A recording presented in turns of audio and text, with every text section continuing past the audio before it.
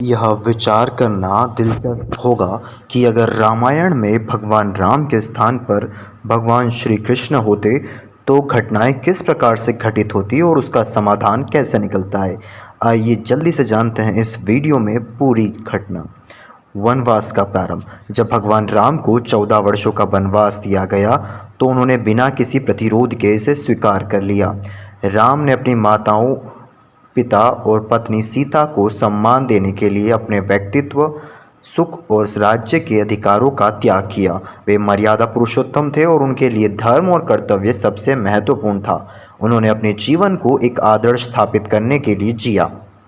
यदि श्री कृष्ण राम के स्थान पर होते तो उनका दृष्टिकोण भिन्न होता। श्री कृष्ण हमेशा रणनीति और कूटनीति में विश्वास करते थे। वे सीधे वनवास स्वीकार करने के बजाय संभवतः केकी को मनाने का प्रयास करते या राजा दशरथ को यह समझाने की कोशिश करते कि वनवास देने के पीछे की साजिश क्या है।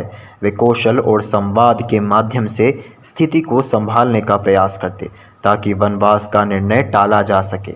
अगर वनवास अपरिहार्य होता तो श्री कृष्ण इसे एक अलग दृष्टिकोण से स्वीकार करते। वे इसे एक अवसर के रूप में देखते। अपने जीवन को और अधिक न्यायिकत्व और महिमा से भरने के लिए कृष्ण का जीवन दर्शन हमेशा इस बात पर आधारित था कि हर संकट में भी एक अवसर छिपा होता है। दूसरा, राम ने सीता के अपहरण के बाद रावण के खिलाफ युद्ध छेड़ा। उन्होंने वानर सेना के सहयोग से लंका तक का सफर तय किया, रावण से युद्ध भी किया, लेकिन राम ने इस युद्ध को बहुत ही मर्यादित और धैर्यपूर्वक लड़ा। उन्होंने धर्म और नीति का पालन किया और युद्ध के सभी नियमों का पालन भी किया। श्री कृष्ण के स्थान पर होते तो वे संभवतः रावण के साथ सीधे युद्ध में न उलझते। कृष्ण के जीवन में वे हर समस्या और कूटनीति और रणनीति से हल करने का प्रयास करते थे। हो सकता है कि वे रावण से पहले संवाद स्थापित करते और उसे समझाने का प्रयास करते कि सीता को वापस कर दे, और अगर रावण नहीं मानता तो कृष्ण अपने चतुर दांवपेच के माध्यम से उन्हें कमज़ोर कर सकते थे, जैसे उन्होंने महाभारत में कौरवों के साथ किया था। महाभारत के युद्ध में श्री कृष्ण ने पांडवों के हितों को ध्यान में रखते हुए कई कूटनीतिक चालें चली, जैसे कि भीष्म और द्रोणाचार्य को कमज़ोर करने के लिए योजना बनाना। इसी प्रकार रावण के खिलाफ भी वे कोई रणनीति बना सकते थे जो सीधा युद्ध न हो, बल्कि एक ऐसी योजना हो जिसमें रावण का अंत सुनिश्चित हो। सुग्रीव और विभीषण के साथ संबंध। राम ने सुग्रीव और विभीषण जैसे सहयोगियों के साथ घनिष्ठ संबंध बनाए। उन्होंने उनके साथ मित्रता और विश्वास का रिश्ता कायम किया।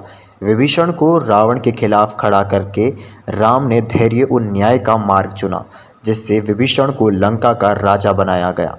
अगर श्री कृष्ण होते तो वे भी मित्रता का मार्ग अपनाते, लेकिन संभवतः उनका तरीका और भी राजनीतिक और रणनीतिक होता।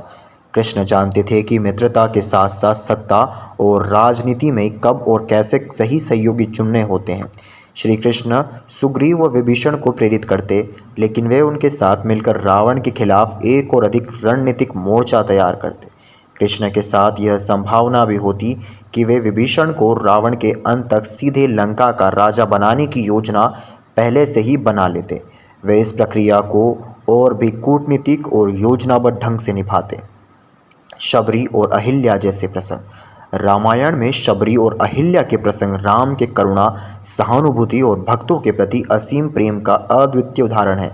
राम ने शबरी के झूठे बैर खाए और अहिल्या का उद्धार किया।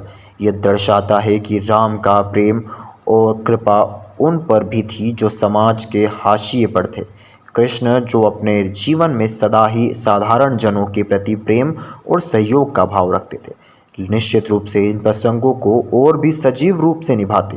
कृष्ण का जीवन भी साधारण जनों, ग्वालों और भक्ति के प्रति समर्पित लोगों के साथ गहरे संबंधों से भरा है। लंका का युद्ध। लंका के युद्ध में राम ने मर्यादा, धर्म और नियमों का पालन करते हुए रावण को पराजित किया। उन्होंने यह युद्ध इसलिए लड़ा क्योंकि यह धर्म की रक्षा के लिए आवश्यक था। वे युद्ध को अंतिम विकल्प मानते थे और सदा शांति और समाधान की इच्छा रखते थे। कृष्ण के युद्ध करने का तरीका भिन्न होता। कृष्ण ने महाभारत में दिखाया कि वे युद्ध की योजना, चालें और मनोविज्ञान युद्ध में भी महारत रखते थे। वे रावण के खिलाफ युद्ध में शायद कुछ चालें चलकर उन्हें कमज़ोर करने का प्रयास करते, जैसे उन्होंने महाभारत में किया था। सीता की अग्नि परीक्षा। रामायण में राम ने सीता को अग्नि परीक्षा देने के लिए कहा था, ताकि वह यह साबित कर सके कि वह रावण के संपर्क में आने के बाद भी शुद्ध और पवित्र है। यह निर्णय राम के मर्यादा और समाज के प्रति उनके उत्तरदायित्व को दिखाता है। अगर कृष्ण होते तो वे सीता को अग्नि परीक्षा को एक अलग दृष्टिकोण से देखते। श्री कृष्ण ने हमेशा सामाजिक नियमों और मान्यताओं को चुनौती दी है।